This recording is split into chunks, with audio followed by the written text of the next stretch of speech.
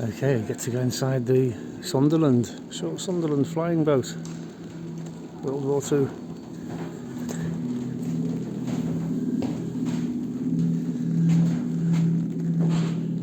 Wow.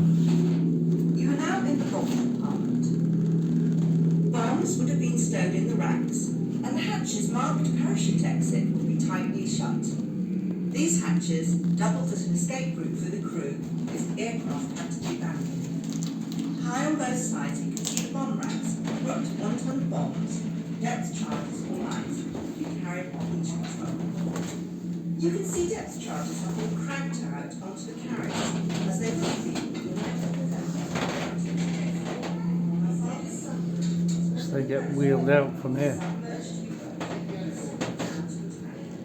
and then dropped. And then that some door just closes, I suppose. The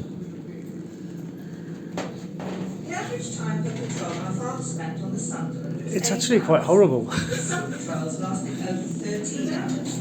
Some home comforts were therefore necessary to be installed in the racks on the right. And the hatches marked the stairs in the centre lead up to the cockpit. These hatches, in the forward section, you can see the bomb ends where the aircraft had to be abandoned. In the nose of the aircraft, guess they're parachutes. the front tower. In the event of an emergency, clip on your own parachute and jump out. 303 calibre Browning machine guns. These were fired by the pilots, usually to keep the enemy gunners' heads down, as they would have been on the 9th of November. Between them, Pilots must have been upstairs and there's a piece of perspex. We can't get up there. So we can't get to the most interesting bit. No, but you can see the toilet down here. I've got a good view of the toilet. Oh, that'll make up for the lack of the cockpit. Oh, that must have been fun. Like a sea toilet, isn't it? But an air toilet. Well, I'm a bit disappointed you can't see the cockpit. You can't see the bomber, the thingy, conservatory.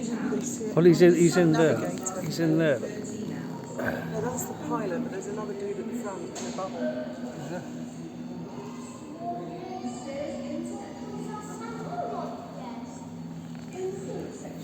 Good job I brought my selfie stick. Oh yes, there's someone in the nose.